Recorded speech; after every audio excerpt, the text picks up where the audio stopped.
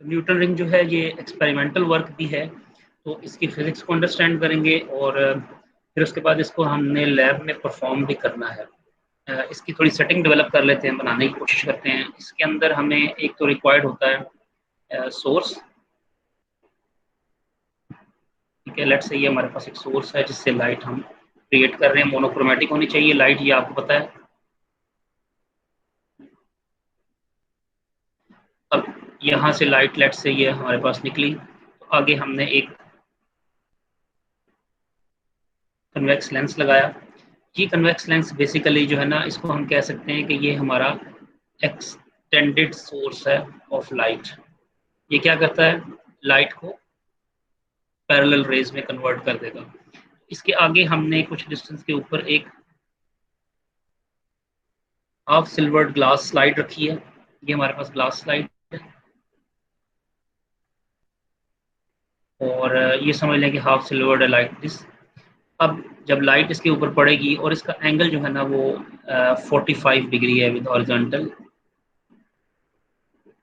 तो अब इसमें से कुछ लाइट जो है ना वो रिफ्लेक्ट होगी और कुछ रिफ्लेक्ट होके ऊपर की तरफ मूव कर जाती है लेट्स से। तो हम पहले नीचे वाला फिनोमेनन देखते हैं। जब लाइट नीचे की तरफ आती है तो यहाँ पर हमने एक प्लेनो कन्वेक्स लेंस जो है ना वो रखा होता है, जिसकी एक साइड बिल्कुल स्ट्रेट होती है और एक साइड पे वो प्लेनो कन्वेक्स लेंस बनता है। और इसके नीचे जो है ना हमने एक स्लैब रखी होती है ग्लास की, जिसके अंदर जो है ना लाइट जाएगी। ग्लास प्लेट इसको कह सकते हैं आप, ठीक है। और ये जो पॉइंट ऑफ कांटेक्ट है इन दो के दरमियान, ये इस पॉइंट को हम कह सकते हैं कि लेट्स से ये पॉइंट सी है, जहां पर ये दोनों एक दूसरे के साथ टच कर रहे हैं। ये जो एरिया है, ये वाला एरिया, ये हो गया, या ये वाला जो एरिया हो गया, यहाँ पर एक्चुअली एयर है, ठीक है। और इसकी जो थिकनेस है ना उसको हम कह सकते हैं कि वो टी है।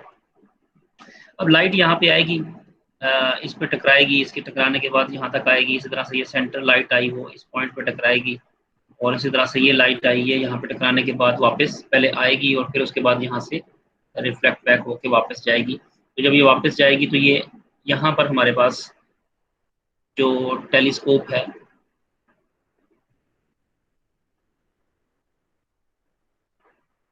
उसके ऊपर ये हमें नजर आएगी कि एक पैटर्न सा हम बना लेंगे। जहाँ हमें पैटर्न नजर आएगा वो पैटर्न कुछ इस तरह से होगा कि उसमें हमें रिंग्स नजर आएंगे, और सेंटर जो होगा ना, सेंटर वाला जो पार्ट होगा वो इस तरह से ब्लैक होगा, और फिर वाइट, और फिर ब्लैक, फिर वाइट, और फिर ब्लैक। तो हमें जो टेलीस्कोप के ऊपर नजर आएगा वो इस तरह से होगा कि ये रिंग्स से बनेंगे। आपने देखा था पहले जो हमने इंटरफेरोमीटर में अंडरस्टैंड किया था, वहां पर हमारे पास वाइट एंड डार्क फ्रिंजेस थी जो स्ट्रेट लाइन में थी, लेकिन यहाँ पर ये ब्राइट और डार्क फ्रिंजेस नहीं होंगी, बल्कि फ्रिंजेस तो होंगी लेकिन ये सर्कुलर फॉर्म में होंगी। इसी वजह से इसको रिंग्स कहा गया, न्यूटन रिंग्स कहा गया। अब इसमें जो सेंट्रल पार्ट है ना, वो सबसे पहले इंपॉर्टेंट चीज है कि वो डार्क है। वो डार्क क्यों है? तो इसकी रीजन ये है कि क्योंकि सेंटर पॉइंट पे आपके पास जो ये प्लेनो कन्वेक्स लेंस है और ये ग्लास प्लेट है, ये दूसरे साथ इन कॉन्टेक्ट है, इनके दरमियान में कोई फिल्म नहीं बन रही एयर की। जबकि साइड्स पर आप देख रहे हैं तो हमारे पास एयर की फिल्म बन रही है, और इसकी थिकनेस जो जो ये लेफ्ट साइड पे इस तरफ मूव कर रहा है या इस तरफ मूव कर रहे हैं, तो इनकी एयर की फिल्म की थिकनेस इंक्रीज हो रही है। तो सेंटर पॉइंट पे थिकनेस जीरो है, ठीक है जी। थिकनेस जीरो होने की वजह से आपके पास डिस्ट्रक्टिव इंटरफेरेंस जो है वो अकर करती है, और उसकी रीजन ये है कि जो आपके पास पाथ डिफरेंस होता है सेंटर पॉइंट के लिए, वो लेमडा बाई 2 होगा। तो इस वजह से यहाँ पर आपके पास डार्क फ्रिंज आपके पास एक बनती है। अच्छा, अब इसकी थोड़ी सी मैथमेटिक्स देख लेते हैं। उसमें यह है कि अगर आपसे कहा जाए कि ब्राइट फ्रिंजेस और इनकी अगर आप थिकनेस को मालूम करें, तो आपको पता है, अगर आप ये देखें, एक रे जो है वो इस पॉइंट पे अगर आकर लिखती है, इस पॉइंट पे पहुंचती है यहाँ से नीचे और फिर वापस ऊपर जाती है, तो ये एक दफा आने में टी और एक दफा वापस जाने में थिकनेस टी को जो है ना ये अडॉप्ट करेगी। तो इसका मतलब ये हुआ कि टी प्लस टी और प्लस लेमडा बाई 2 जो सेंटर पॉइंट होगा जहां पे डिस्ट्रक्टिव इंटरफेरेंस हो रही है, that is equals to the n lambda. ये आपके पास इसका टोटल पाथ डिफरेंस क्रिएट हो जाएगा।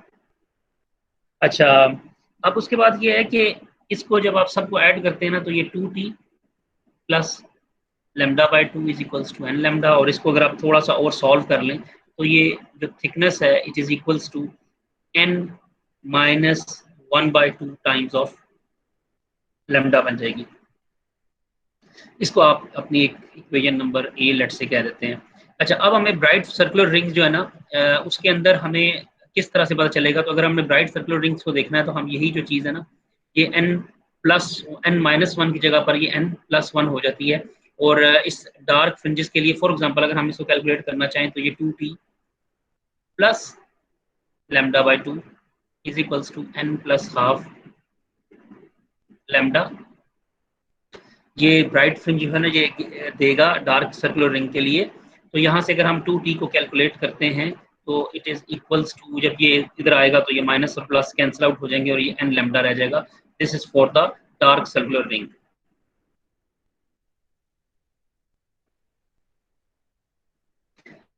अच्छा, तो ये एक छोटा सा इसमें ये वाला जो फॉर्मूला ना, ये आपको थोड़ा याद रखना है कि थिकनेस के और इसका जो हमारा एन है इसके दरमियान जो ताल्लुक है वो हमने बना लिया।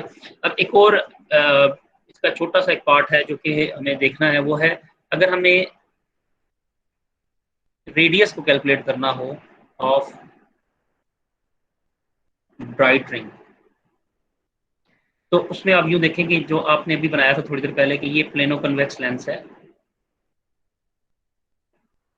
और ये उसके नीचे एक ग्लास स्लैब है जो यहाँ पे इन कांटेक्ट है विद इट, ठीक है, ग्लास प्लेट जो बनाई थी। और ये जो डिस्टेंस है ये t था। अगर हम सेंटर से देखें तो लेट्स से अगर ये वाला एक हमारा पॉइंट है, अगर हम इसका रेडियस बनाएं, यानी अगर हम ये सपोज करें कि ये जो पॉइंट है यहाँ से अगर हम घूम के जाते हैं तो ये एक कंप्लीट सर्कल बनाता है, तो ये इसका रेडियस r कहलाएगा। और ये जो डिस्टेंस है जो सेंटर से लेकर इस पॉइंट तक हम आते हैं साथ इसके, तो ये सेंटर पॉइंट जो है ये हमने अगर कैलकुलेट करना है, और ये जो डिस्टेंस है ना सेंटर से लेकर इस पॉइंट तक ये स्मॉल आर है, ठीक है। आप ये समझ लें कि जो आर है ना वो रेडियस है किसी भी, ये वाला आर जो है ये रेडियस है ब्राइट फ्रिंज का। जब आप इसको देखेंगे ना, यू डार्क फ्रिंज है, फिर ब्राइट है, फिर ब्राइट डार्क है, फिर ब्राइट है, तो किसी भी ब्राइट फ्रिंज का जो रेडियस है सेंटर से लेकर वो ये वाला स्मॉल आर है। और ये रेडियस जो है ये कर्वेचर है प्लेनो कन्वेक्स लेंस का। ये आर जो है ये क्या है?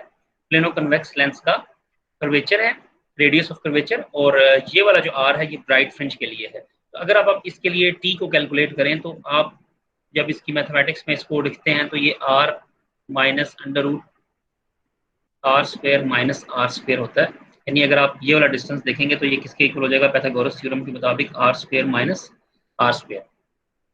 तो यहाँ से अगर आप इसको रीअरेंज करें ना और इस आर को इसमें से माइनस यानी आर स्क्वायर को अगर आप बाहर निकाल लें तो जो अंदर आपके पास रह जाएगा वो r square over r square with negative sign और इसकी होल पावर 1/2 है।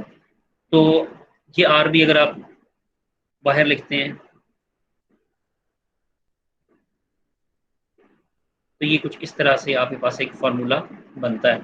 अब एक बात याद रखिएगा, यहाँ पे हमने सीरीज लगानी है। सीरीज हम क्यों लगाते हैं? सीरीज इस वजह से लगाते हैं जब दो चीजें हमारे पास रेशो में आए, यानी एक एक तो आपके पास एग्जैक्टली 1 हो। एक होता है बायनोमियल थ्योरम और एक होता है बायनोमियल सीरीज। तो बायनोमियल सीरीज के लिए कॉन्सेप्ट ये होता है कि उसकी वैल्यू हम कुछ लिखते हैं यू 1 + x की होल पावर n। शर्त ये होती है कि एक 1 होगा और एक वेरिएबल होगा कोई x, और शर्त ये है कि x is very very less than 1, यानी x की वैल्यू 1 से बहुत छोटी होगी और इसके ऊपर पावर होगी। तो हम इसको सीरीज में ओपन करेंगे और सीरीज में जब इसको ओपन किया जाता है तो ये बनता है 1 + nx + n × n - 1 divided by 2 factorial into x square. तो इस तरह से ये चलती रहती है आगे सीरीज। बहरहाल तो हम इस पे सीरीज अप्लाई करेंगे। यहाँ पर याद रखिएगा कि आर की वैल्यू बहुत छोटी है और इस आर की वैल्यू बहुत बड़ी है, कैपिटल आर की। तो ये रेशो हमेशा 1 से बहुत छोटी आएगी, दैट्स वाई हम इसके ऊपर अप्लाई करते हैं बायनोमियल सीरीज। तो जब बायनोमियल सीरीज को अप्लाई करेंगे 1 माइनस पावर n और x क्या था? R square over r square, और प्लस आगे सो ऑन कर दें क्योंकि हमें सिर्फ पहली दो टर्म्स ही चाहिए। तो ये सीरीज की पहली दो टर्म्स हमने लगाई और निगलेक्टिंग द हायर टर्म्स यहाँ से आगे हमने निगलेक्ट कर दिया। तो जब हम निगलेक्टिंग द हायर टर्म्स करेंगे तो फिर हम इस ब्रैकेट में इसको यूँ लिख देंगे कि thickness is equals to r minus r into 1 minus r square upon 2r square. ठीक है जी। तो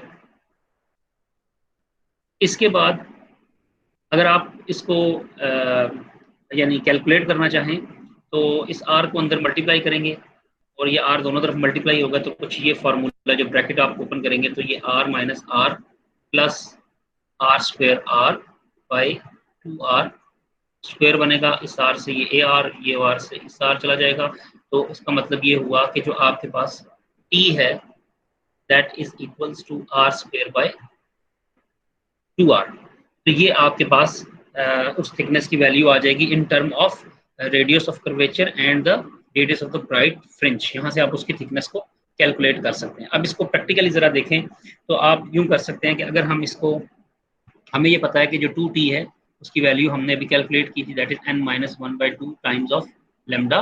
तो अगर हम उसके अंदर इस t की जगह पर ये वैल्यू पुट कर दें 2r square upon 2r is equals to n-1/2 of lambda, तो इससे हम r की जो वैल्यू कैलकुलेट करेंगे ये इससे कैंसिल आउट हो गया और ये r इधर आ जाएगा। तो ये जो ऊपर वाला r है ये आपके पास आ जाएगा √n-1/2 times of r times of lambda. So और अगर हम यहाँ पे आप एक ही वेरिएबल आपके पास रह गया, देखिए लेमडा फिक्स होगा मोनोक्रोमेटिक के लिए, प्लेनो कन्वेक्स लेंस के लिए आर भी आपके पास फिक्स होगा। तो सिर्फ ये एन है जो वेरिएबल है इस कंडीशन के अंदर। अगर हम एन को लेट से 1 रख देते हैं, तो जब हम एन को 1 रखेंगे तो 1-1/2 दैट इज 1/2, तो ये आपके पास आर की वैल्यू आ जाएगी under root lambda times r by 2। तो इस तरीकाकार से हम इस जो ब्राइट फ्रिंज है उसकी वैल्यू को, उसके रेडियस की वैल्यू को हम कैलकुलेट कर सकते हैं। अच्छा, एक न्यूमेरिकल भी इसका मैं आपको करवाने की कोशिश करता हूँ जिससे थोड़ा सा आपको और कॉन्सेप्ट जो है वो क्लियर हो जाएगा। वो कुछ न्यूमेरिकल इस तरह से है कि न्यूटन रिंग्स आर फॉर्म्ड, एक न्यूटन रिंग्स है वो बनता है और form by the light of 400 nanometre, यानी लेमडा जो है वो कितना इसमें इस्तेमाल हो रहा है 400 नैनोमीटर। ये आपको पता है विजिबल लाइट का स्पेक्ट्रम ही है। ए पार्ट आपने मालूम करना है कि between the third and the sixth bright fringe what is the change in thickness of the air film. Air film की जो टी है उसमें कितना चेंज आएगा, एक तो ये पार्ट मालूम करना है। और बी पार्ट भी है इसका, वो ये है कि if the radius of the curvature of the curved surface is 5 mm, यानी वो जो आपने आर की वैल्यू कैलकुलेट की है, कैपिटल आर की जो वैल्यू है वो अगर कैपिटल आर की वो 5 mm है, तो what is the radius of the second bright fringe. तो आपने स्मॉल आर की वैल्यू बतानी है, पहले वाले में आपने टी का चेंज बताना है। तो अब आपको पता है कि सोल्यूशन में आप इसको यूं याद रखें कि थर्ड और सिक्स्थ फ्रिंज है ना, थर्ड है और सिक्स्थ फ्रिंज है, तो इसमें आपको पता है कि जो डिफरेंस होगा वो कितना होगा, थर्ड से सिक्स का 3 लैम्डा, जो पाथ डिफरेंस है। ठीक है, तो इसका मतलब है कि न्यूटन रिंग्स के अंदर जो फिल्म है ना, जब आपको मैंने बताया था कि जब वो फिल्म है तो वो प्लेनो कन्वेक्स लेंस के एक सिरे से लेट से यहाँ से आती है और आके वो इस सर्फेस तक आती है और वापस जाती है, तो ये एक थिकनेस टी है और जब वो वापस जा रही है तो फिर वो थिकनेस टी है। तो इसका मतलब है कि वो 2 दफा इसको क्रॉस करेगी, इस थिकनेस को, एयर थिकनेस को। तो इसका मतलब है कि अगर हमें थिकनेस देखना है तो ये तो 2 टाइम्स है, तो अगर वो 3 लैम्डा है तो 3 लैम्डा का हाफ जो होगा दैट इज द थिकनेस। ठीक है, 3 लैम्डा, आप पाथ डिफरेंस मालूम कर रहे हैं ना, आना और जाना, तो 2 टाइम्स टी बनता है, तो ये आप 2t is equal to 3 lambda, तो यहाँ से 2 को डिवाइड करेंगे तो t निकल आएगा और आप इसमें लैम्डा की जगह पर आप क्या पुट करेंगे 400 नैनोमीटर, तो ये आपके पास आंसर आ जाएगा इसका 600 नैनोमीटर, ये उसकी थिकनेस होगी।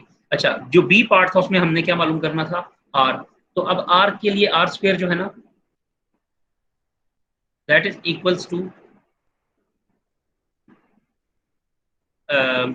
2, ये एक डायरेक्ट फार्मूला ड्राइव करके हमने निकाला है, इसके अंदर हम इसकी वैल्यू को कैलकुलेट करने के लिए पुट कर सकते हैं। आप इस फार्मूले की मदद से भी इसको हल कर सकते हैं। ठीक है, आर की वैल्यू यहाँ पे लैम्डा पुट कर दें। ठीक है, और ये थिकनेस की फॉर्म में हमने पुट किया था ना, जब थिकनेस में पुट करेंगे ना लैम्डा को तो वो 2 इससे कैंसिल आउट हो जाता है। बहरहाल आप इस फार्मूले से या इस फार्मूले से, दोनों से इसको कैलकुलेट कर सकते हैं, ये इसी से ये ड्राइव हुआ है, तो ये एग्जैक्टली आपके पास वही रिजल्ट आ जाता है। अच्छा जी, उसके बाद कल हमने माइकलसन इंटरफेरोमीटर से रेलिवेंट कुछ क्वेश्चंस अटेम्प्ट किए थे ना, तो एक 2 क्वेश्चंस थे आई थिंक सो, मैंने कल आपके साथ डिस्कस कर दिए थे। तो ये इस तरह के न्यूटन रिंग्स के और क्वेश्चंस भी देखिएगा, कोई अगर आपको नजर आए तो वो भी आप इसके साथ साथ अटेम्प्ट करें। ठीक है जी, अब हम इसके बाद जो अगला टॉपिक हम पढ़ेंगे वो है हमारे पास डॉपलर्स इफेक्ट। ठीक है, तो डॉपलर्स इफेक्ट जो है उसकी अब हम कुछ डिस्कशन जो है ना वो